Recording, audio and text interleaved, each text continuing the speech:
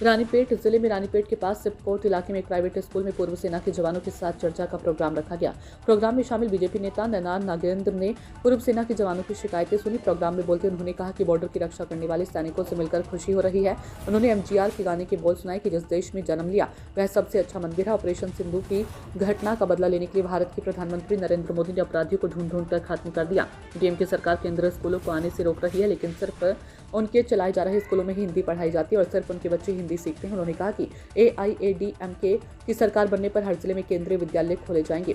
इसके बाद Ranipet combined serviceman and paramilitary forces welfare association की ओर से नैनान नागेंद्र ने, जिन्होंने पूर्व सैनिकों की याचिका स्वीकार की, रानीपेट जिले में पूर्व सैनिकों के लिए एक वेलफेयर ऑफिस बनाने, एक केंद्रीय विद्यालय बनाने, पूर्व सैनिकों के लिए एक अस्पताल बनाने, जवान भवन नाम का एक ओल्ड एज होम बनाने और युद्ध में शहीद हुए पूर्व सैनिकों की याद में एक स्मारक बनाने सहित 5 मांगों पर जोर दिया।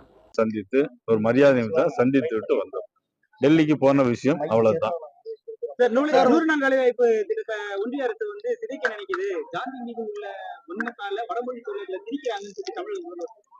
சார், இதெல்லாம் இப்போ இவ்வளவு 5 வருஷம் ஆச்சு. திமுக எதை எடுத்தாலும் கோர்ட்டுக்கு போறது, மொழியை பத்தி பேசுறது, கேந்திர வித்யாலயா வேண்டான்னு சொல்றது, நவோதயா வித்யா ஸ்கூல் வேண்டான்னு சொல்றது, இதெல்லாம் திமுகவுடைய ஒரு மடைமாற்று செயல். இது மக்களுக்கு நன்மை செய்ய வேண்டிய நோக்கத்தில் திமுக செயல்பட்டிருக்க வேண்டும்.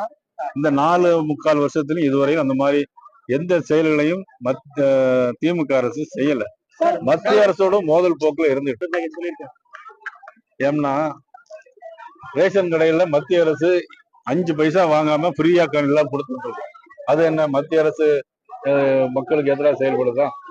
இன்னைக்கு சென்னையில இருந்து இன்னைக்கு வர்றோம், இன்னைக்கு வேலூருக்கு 2 மணி நேரத்துல வந்துடுறோம். 4 வழிச்சாலை 6 வழிச்சாலை போடுறோம். அது மத்திய அரசு செஞ்சது.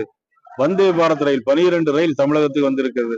வந்தே பாரத் ரயில் அது யார் செஞ்சது? மத்திய அரசு செஞ்சது. இப்படி நீ 14,000 கோடியே 83 லட்சம் பணம் மத்திய அரசு இந்த 5 வருஷம் மோடி அவர்கள் வந்த பிறகு கொடுத்திருக்கிறாங்க. இது கூட தெரியாம அவங்களும் சொல்றாங்க, நீங்களும் அதை கேட்கறீங்க. ஆமா, அதை மாத்தி இவர்கள் சொல்ல வேண்டியதுதான். இவங்க என்ன படைகள்னு என்னங்க இதெல்லாம் ஒரு தலைவர்கள் பேசக்கூடிய பேச ஒரு அதாவது வேலூர் இப்ராஹிம் அப்படின்னு சொன்னா தமிழ்நாட்டுல மட்டும் இல்ல, இந்தியாவிலே அவர் ஒருத்தர் தான் இருக்காரு. பாரதிய ஜனதா அவரை யாரையும் ஒதுக்க முடியாது, யாரும் கலந்து கொள்ளன்னு சொல்லல முடியாது. யாரு வச்சிருக்கிறாங்க? என்ன அர்த்தம் இருக்கிறது அதுல? அதாவது ஒரு கடவுளை கும்பிடணும், கார்த்திகை மாசம் தீபம் ஏற்றணும், இதெல்லாம் காலங்காலமாக இருந்து வந்துட்டு இருக்கிறது. இதுல தீபம் ஏற்றணும்னு ஒரு நீதிமன்றம் ஒரு தீர்ப்பு வாங்கியிருக்கு. அந்த தீர்ப்பு தவறுன்னு சொன்னா எப்படி அதுல இருக்க முடியும்? இதுக்கு போராட்டம் அறிவிக்க வேண்டிய அவசியம் என்ன? நீங்க அவர் போராட்டம் எதுக்கு அறிவிக்கணும்? வேங்கவே இல்ல, கண்டுபிடிக்கல, நீ கூட்டணியில் இருக்க, அதுக்கு போராட்டம் அறிவிச்சிருக்கணும்.